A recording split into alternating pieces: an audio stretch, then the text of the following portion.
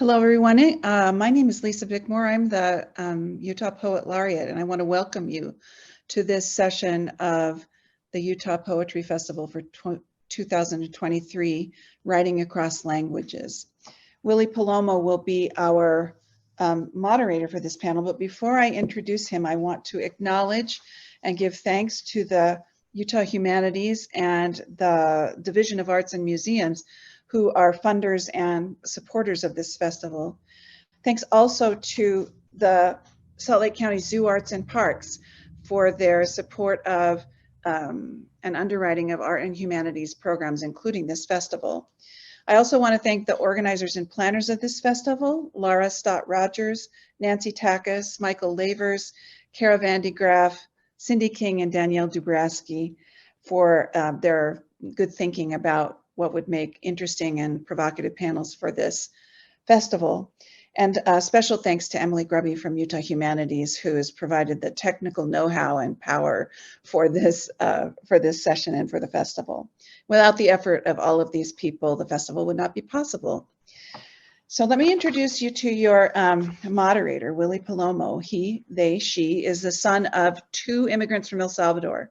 In 2018, he graduated with an MFA, or MA, excuse me, in Latin American and Caribbean Studies and an MFA in Poetry from Indiana University.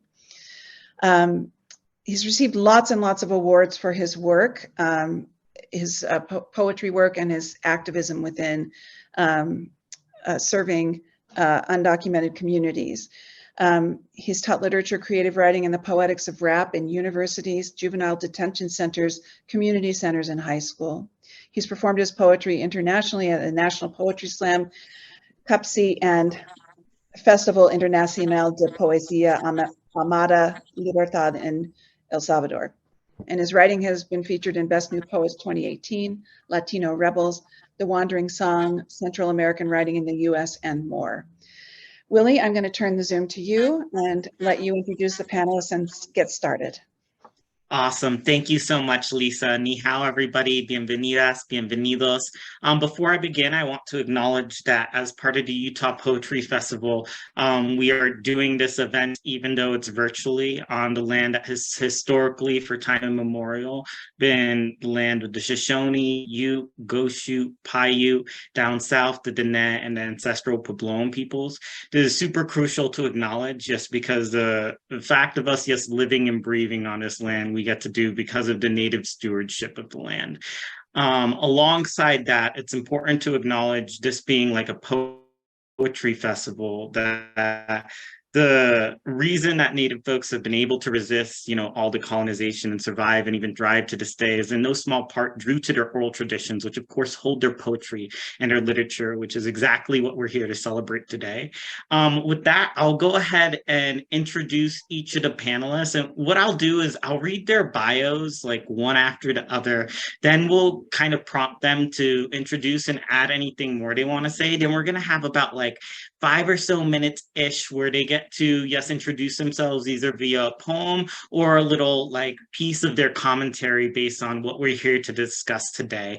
And as a reminder, hopefully you're in the right room, this panel is for poets who can write and speak across more than one language. And we'll explore some code switching, translation, transcreation, what it means to have doubled canons and literary heritages and more. And with that, I'll go ahead and start by introducing our first poet, who is Laura Ruiz, she, her, ella, who is a Mexican bilingual poet, translator, and interpreter. She is the mother of 2 beautiful Chicano boys. Her work has been published in Unmute magazine in San Francisco, the French editorial short edition, as well as Consecrate, Desecrate, an anthology to save our Great Salt Lake. She published her first book in Spanish in 2022, Inventario de mis Musas. In her free time, she likes to play guitar, bike, and run to help her mind create more universes and muses. And I'll add that she's a member of Plumas Colectiva, which is a Latino collective of poets and artists in Salt Lake. Next is Chengru He. who is a poet and translator from Shanghai. Her English poetry has appeared in People Say, Tint Journal, and elsewhere. She has published 2 books of translation and other projects of fiction, nonfiction, and poetry. A former ESL teacher in Shanghai, she holds an MFA in creative writing from the University of Alabama, and she is currently a student at the University of Utah PhD program in creative writing as a vice presidential fellow focusing on poetry. And then last but not least, we have Ruth Arce, ella, who is a student and graduate of the MFA program in BYU, soon to be graduate, I should say. She is also a poetry editor of Soft Union Online and Inscape Journal. So we'll do some quick virtual applause. I know it's a little awkward across the screen, but be assured that there's going to be a really exciting conversation from folks. I'm going to start by inviting Laura Ruiz to share a little bit more about herself, along with any work or commentary she wants to as a brief introduction. Yeah, thank you, Willie. Hi, everybody. I'm Laura Ruiz. I've been writing poetry since I was a teen. I didn't know I could write in English, poetry until I migrated here and I started learning English, and I started reading other works in English, in Spanish, and other languages too. A lot of my work talks about, it's more of a catharsis of my life, being an immigrant woman, being the mother of 2 Chicano boys, single parent, and just living the immigrant experience. I have 2 poems. I'll read one, and then Willie, tell me if I have enough time for the other one. This was a response to a sculpture that is in the Many Wests exhibit at the UMFA here in Utah, and it's, if you can just picture it, it's framed roots, but they're not touching the soil, so they're just kind of hovering on top of them. And I was asked to write something. What did I think of it? What would provoke in my head? So this poem, I did it in Spanish and English simultaneously, because it encompasses, to me, in my head, it feels like the roots are intertwining with each other, kind of like how languages do with a lot of us immigrants when we come from our countries. So I'll read it. It'll be in Spanish and English. And the poem is called Ode to the Soilless Roots. Oda a las raíces sin tierra. Mi español tenía tanta sed de ser escuchado que se abrazó fuerte a mi inglés. My Spanish thirsted so much to be heard that it held on to dear life to my English. Pegándose a mi acento, atrapado en 2 mundos como mariposa, salió de su crisálida. Y hoy todavía se hace presente cuando hablo inglés. It glued itself to my accent, trapped into worlds, just like a butterfly coming out of its chrysalis. Today it will show itself when I speak English. Quizás mi alma no quería perder los te quiero de mis padres o los retoños que sembré en español cuando aprendí a hablar de bebé. Perhaps my soul didn't want to lose the te quieros from my parents or the tender saplings I sowed in Spanish when I was learning how to speak as a baby. A estas raíces abrazadas las cruzó una frontera imaginaria y aún así siguieron estirándose con sus brazos largos.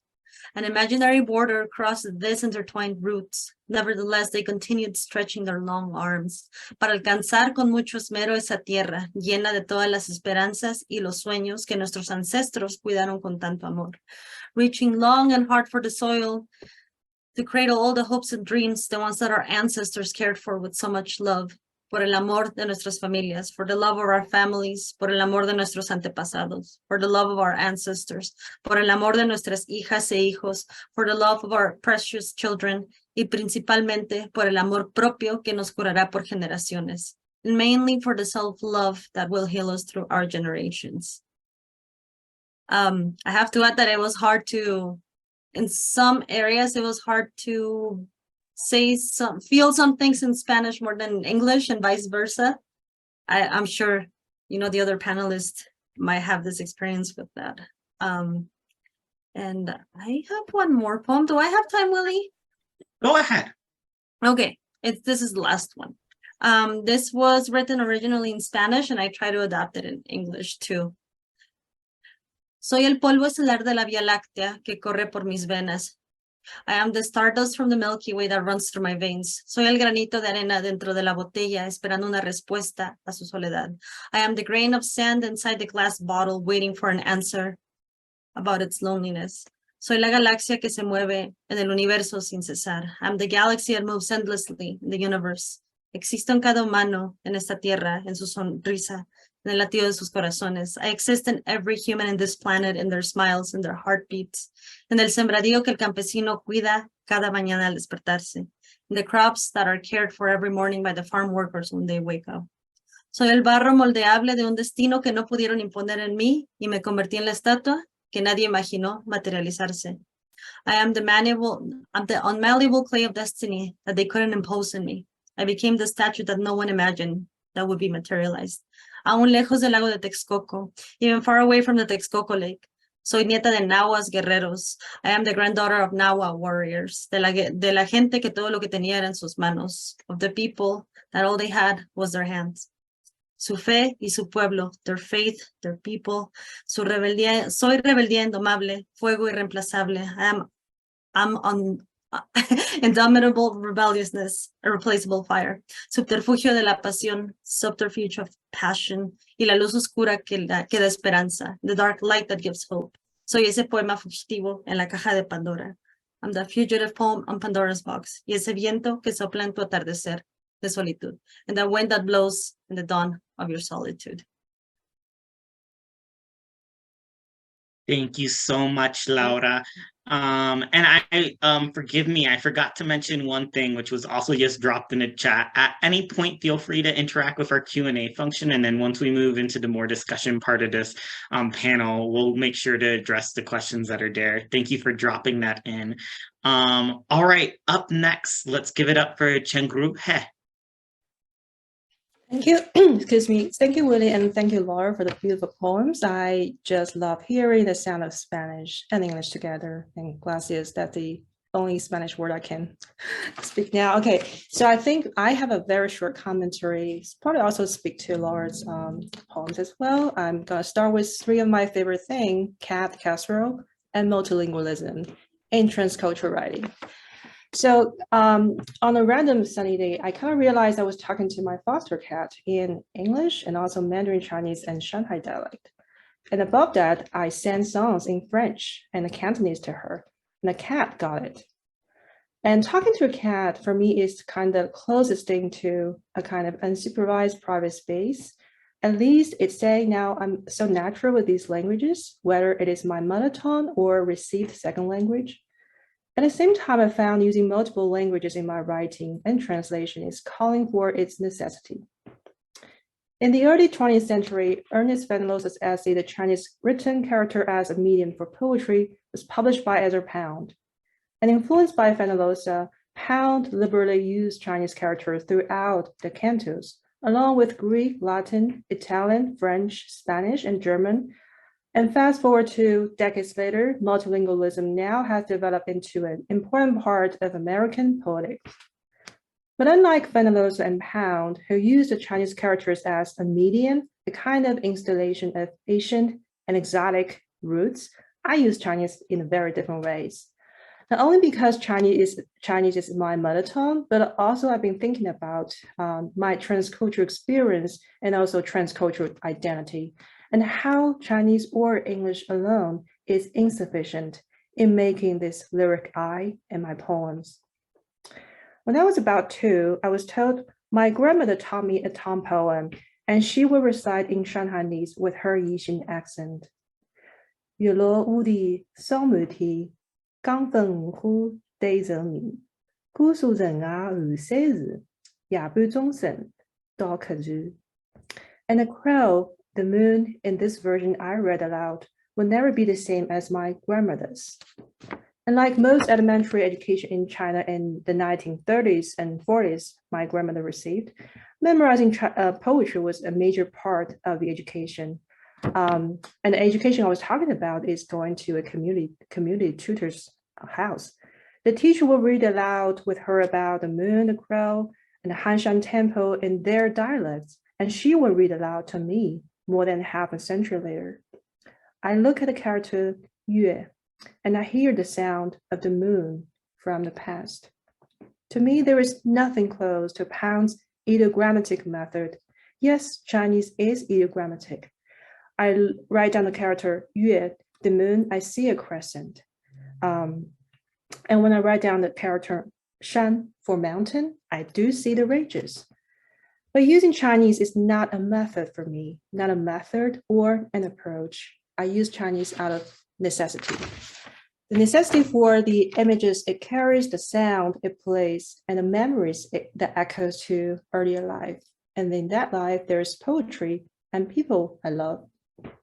In the summer of 2022, I joined a group of Utah writers and artists to a farm by a national bird refuge in Montana for a 1-week residency. So one day we hiked in this mountain nearby. We walked along the stream and arrived at a waterfall where pine trees were standing by the water.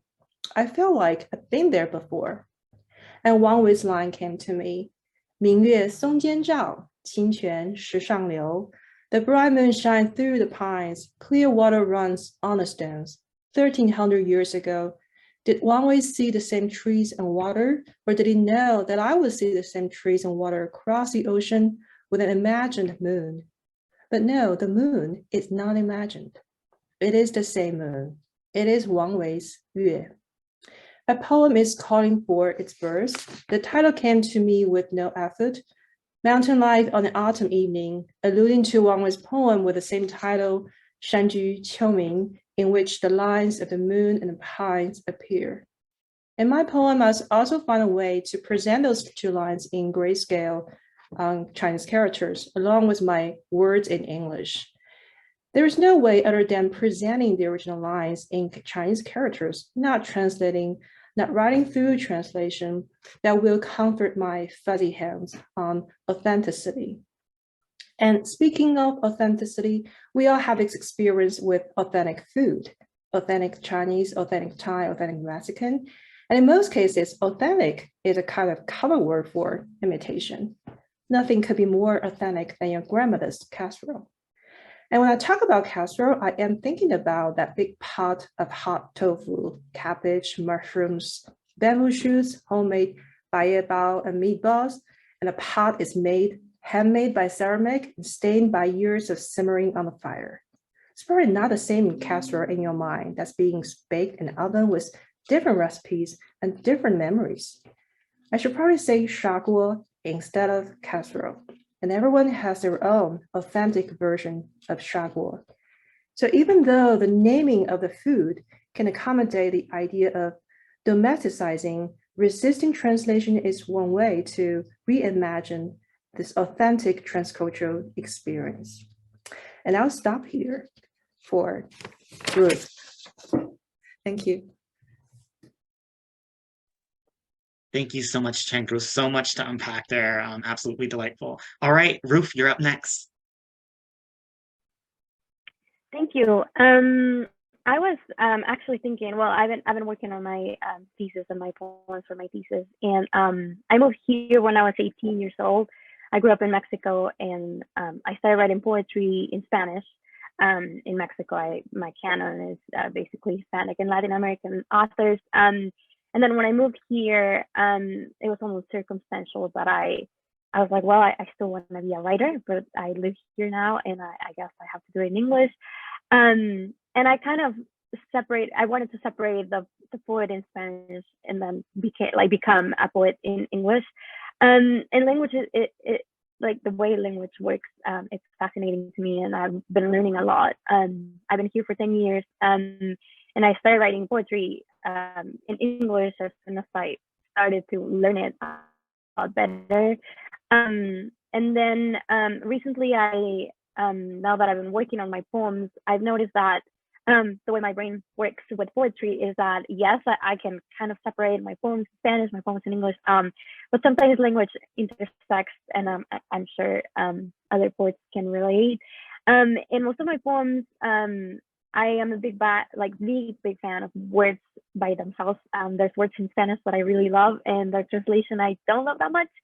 And sometimes when I'm writing poetry, I want to use like the word moon. I love the word moon, but I love the word luna. And so I'm always inclined to use the word luna as opposed to moon in my poems that talk about the moon.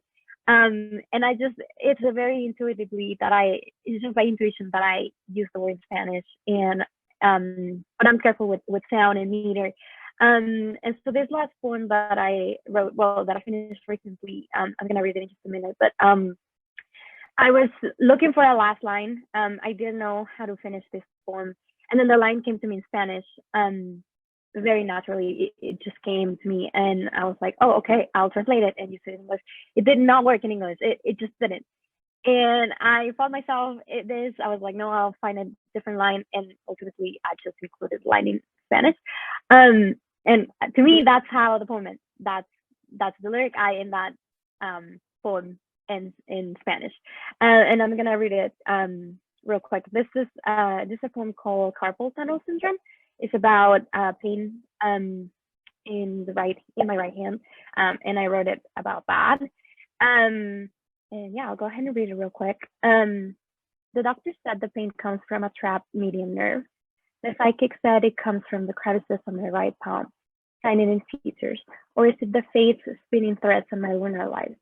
Grandma once said it's from the way I hold the needle when I suture. I am instead birthing a son from the crescent of my lunar bone. From clouds of copper, un nuevo día nace entre el verso. And that's the last line of that poem, and I will keep it. And most of my poems incorporate lines in Spanish or words in Spanish,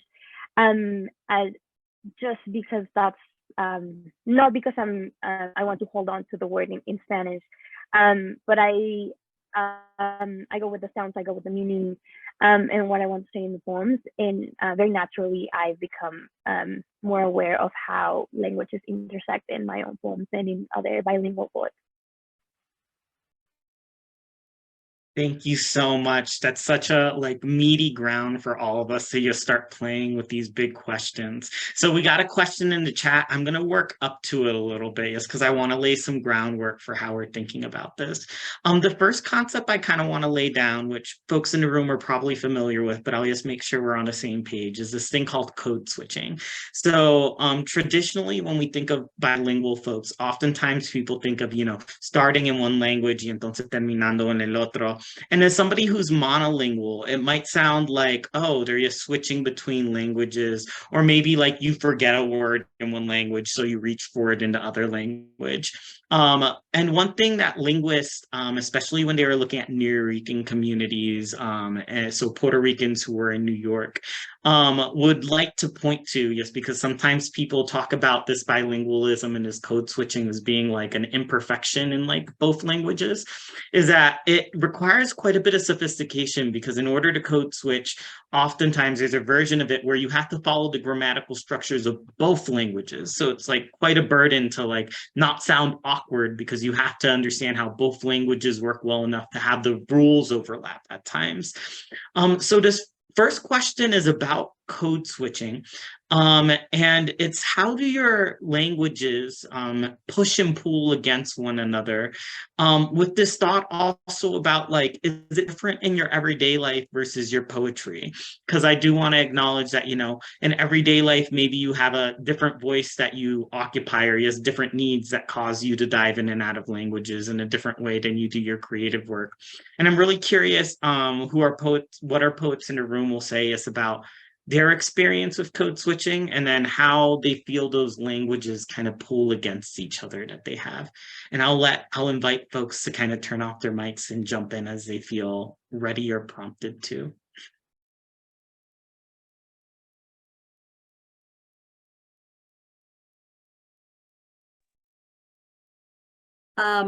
Personally,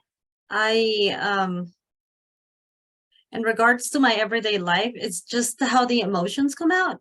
Sometimes they come out in Spanish and sometimes they come out in English. And I can't control it. It's nothing that I guess I have unconsciously trained my brain to just react certain ways to different things. But it's just, sometimes we don't forget the word, or we're trying to reach the word from the other language. It's just how it comes to your mind or how you feel it. I was telling, I think it was another panel, but it's I I hope this makes sense, but you feel it in your head. Like it's just how it comes out. In regards to writing, I had the privilege to translate the works from other poets, that speak Spanish.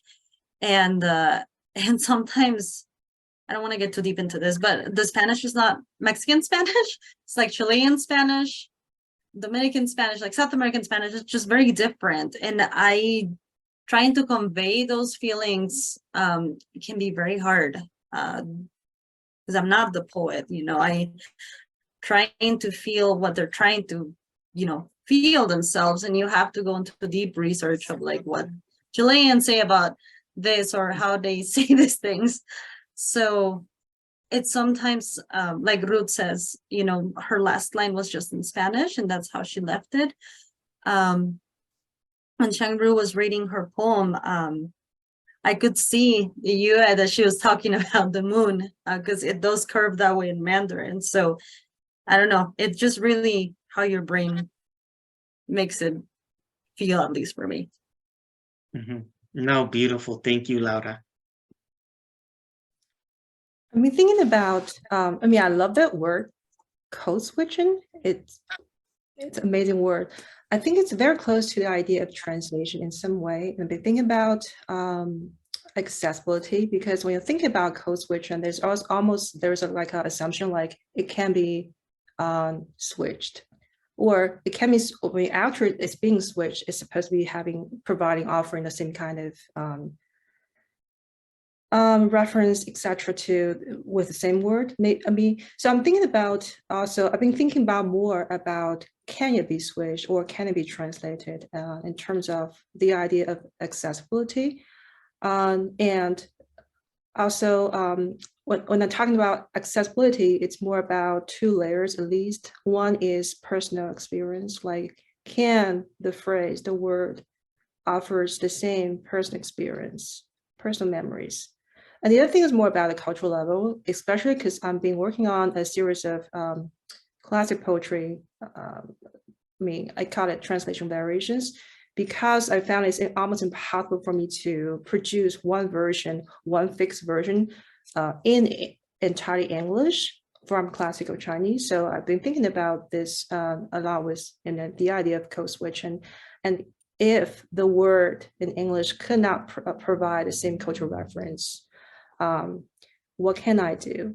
And can I provide more versions? So I think that's pretty, tied to what is thinking about code switching to me. Thank you, Cheng-Ru. One thing I wanted to add to what Laura was saying about different Spanishes is that that's also an important way of thinking about code switching. Like when I broke it down, it was the bilingual code switching between languages. But of course, even monolingual folks can switch between different Englishes, different Spanishes. African-American vernacular English has different vocabulary and different syntax sometimes than your traditional school like yard English and things like that. And the ability to switch between those is switching between linguistic rules as well as cultural rules, right? Which are like a different layer to also think about this. Ruth, is there anything that you wanted to add to this conversation that we're having right now about the push and pull of these languages, and particularly with code switching? I just wanted to add that I had this conversation with some other poets recently, and I was talking to a poet that also writes in Spanish, and he was telling me that it's so easy to rhyme in Spanish, because I was telling him my struggle with rhyme in English, that it felt so unnatural to me, but in Spanish I almost rhyme naturally. Like rhymes come to me very, very naturally, and they feel a lot more intuitive into my writing, and that's something that I couldn't quite translate. I feel like most of my poetic craft I could bring into my English poetry, except for rhyme. Rhyme was that I'm still struggling because there are different sounds, different syntax, and that is one thing that I still struggle in translation, or just me trying to rhyme in English. It's still a constant effort of trying to find and I guess I just have to refine that practice, the practice of rhyme in English. But it is a struggle, trying, for me at least, trying to rhyme in English, since it feels very strange and unnatural when I switch from Spanish. Yeah, and I completely hear that. Yes, with a language that is as musical as Spanish, the challenge to get that rhyme into English is much more difficult. I'm going to switch towards, before I switch into some really juicy questions that are especially showing up into the chat with translation, I want to talk about this question of audience, because I think it'll impact how we're talking about translation, which is when you are code switching, I'm curious how the poets in this room view their audience, right? Because there's this sort of code switching, which you could perhaps say is what Laura was doing when she was reading her poems, which, you know, she would read in English and then read in Spanish. But like she was essentially saying the same thing, just in translation.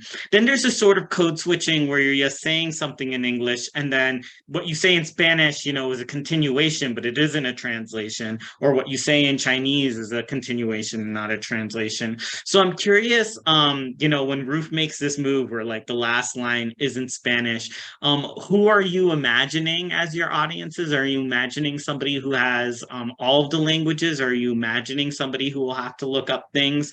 And what sort of choices are you making there when you are imagining audience with code switching, and how does that impact your decisions?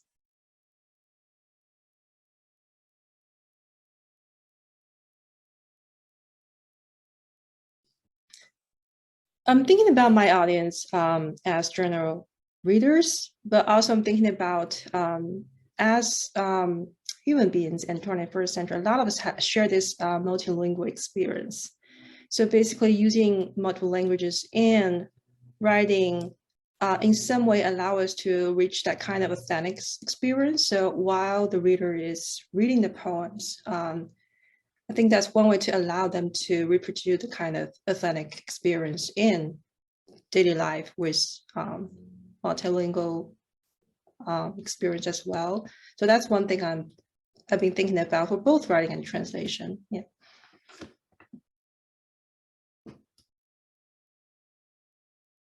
I think what you said about Ruth's last line, not translating it, I think it's a very daring move to challenge the systems of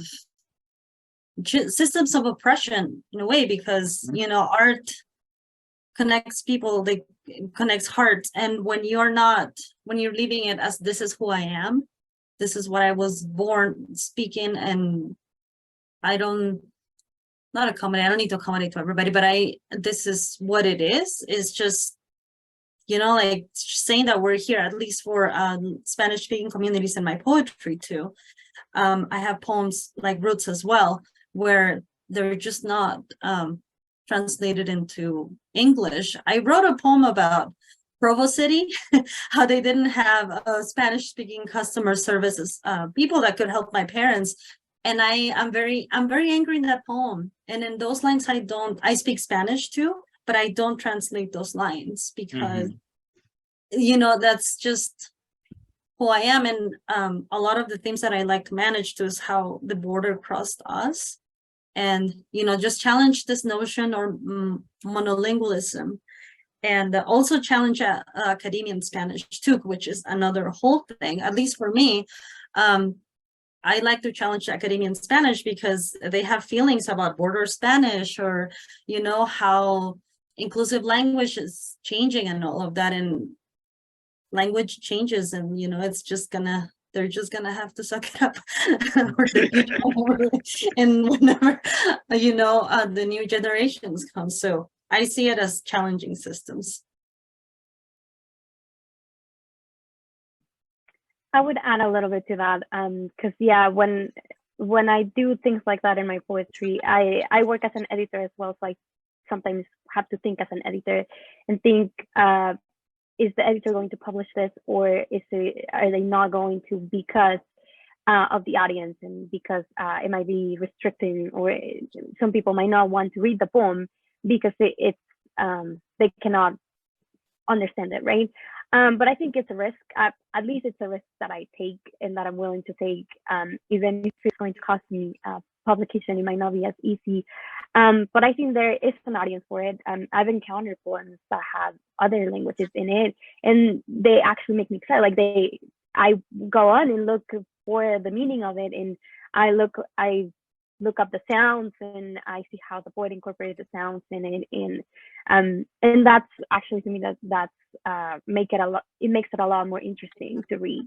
But maybe because I am bilingual, I have that approach, but I'm hoping there are other readers that are just as curious and that can embrace that and see the value in it. One of the beautiful things about poetry, of course, is its rhythm is like such a huge part of it, and it carries part of the emotional feeling, right? So even when we do not know the language, sometimes we can get a bit of that like emotional and semantic content, which I'm going to use to kind of segue into these questions that are in the chat, which are these really beautiful, challenging questions about translation. We have someone who translates from Spanish and German into English, but struggles with translating rhyme, and is curious whether folks on this panel have experience with that or suggestions on how they meet that challenge of, getting some of these languages like Spanish, which have, are easier to rhyme in, I'll say, than to kind of convey that rhyme into English. Along with that, it's just curious of whether there's an experience of loss in the process of translation with a feeling that cannot be carried. And I would also like ask for the flip side, whether there's a feeling of gain.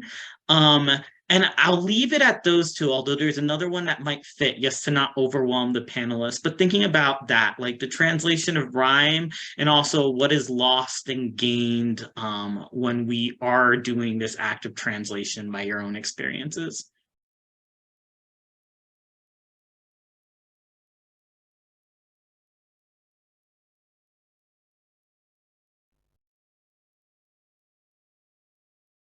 I can see the wheels turning into brains.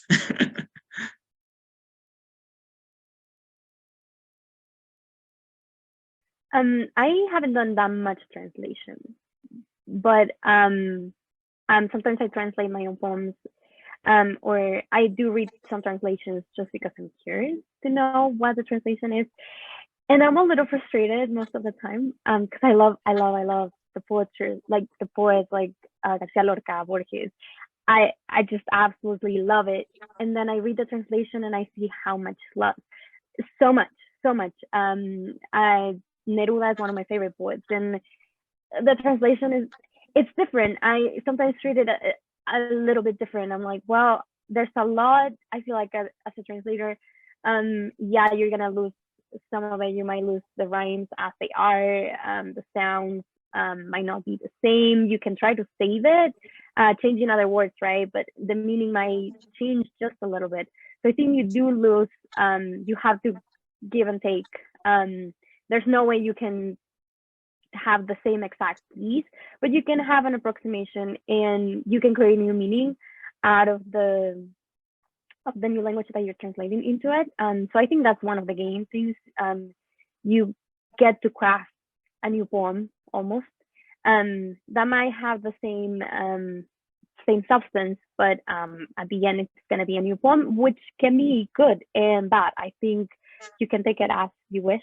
There's some poems that I don't think can be translated ever, but even if they are, I treat them as new poems, which could be a good thing in a way. I love that. Is there anything to add, Chengru or Laura? When it comes to, I'm going to the question of translation and rhyme. When it comes to that, I think, like I said, I had to translate a lot of poems from my poet, my poet colleagues at the Spanish Collective. And like I said, with the Spanish from South America, it can be very hard to convey the same thing they're trying to say in English. Sometimes, if the rhyme is sacrificing the meaning, I think you have to sacrifice the rhyme instead of making it sound like, musical, but then the meaning is not the same. I'd rather sacrifice a rhyme than the meaning of what they're trying to convey. So I did speak to my poets about this when I was translating their poetry, and I told them this is the option, but it's gonna sound good, but it's not gonna convey what you're trying to say. So it's up to them I had the chance to talk to them and tell them, give them the choice if they wanted me to do that. If they wanted the other thing, then it's their poem. I try to keep the meaning as close to what they want as possible. It's not my work, and like Ruth was saying, it's like crafting a new poem, but I'd rather not change the essence of their poem in that. And gain versus loss, I felt like when I was learning English, English was a language where I could hide from my parents. I didn't have to convey my anger towards things that were happening in my teenage years or even today. And Spanish, I guess, was still the language of love, and connecting to my culture. But I think in English, it was just more like, I don't know, like I'm hiding from you. I'm not going to tell you what I'm saying because I'm learning all these new things in another country. It's very complex, but I don't think we gain or lose things in other languages. Maybe it's sometimes, but not all the time. I don't know, at least for me. Mhm. And I'll just follow Laura about the idea of loss. I've been thinking also about, or mentioned kind of resisting translation. It's kind of one way to reimagine or re-experience this authentic transcultural experience, and also keeping certain languages in translation or writing. It's also a way to access a kind of authentic experience. I think I saw a great question in a Q&A session. Basically, I also do some kind of writing of poems, which I would curate a lot of Chinese characters on a page. It's more like a visual poem. And for English readers, maybe you can access these Chinese characters. And some of these pieces basically is in some way very social-political, making a social political argument, because a lot of personal experience is based on our interaction with trans characters in daily life. For example, a lot of characters use this character mu, which means female. So a lot of characters which has fairly negative meanings about, jealous, and hate. So a lot of these characters incorporate parts that is meaning female, and we're still used to that. We're so used to that to the point that no one is asking questions about these characters. So through remaking these characters into a poem in both English and Chinese, I think that's another way to allow us to having this,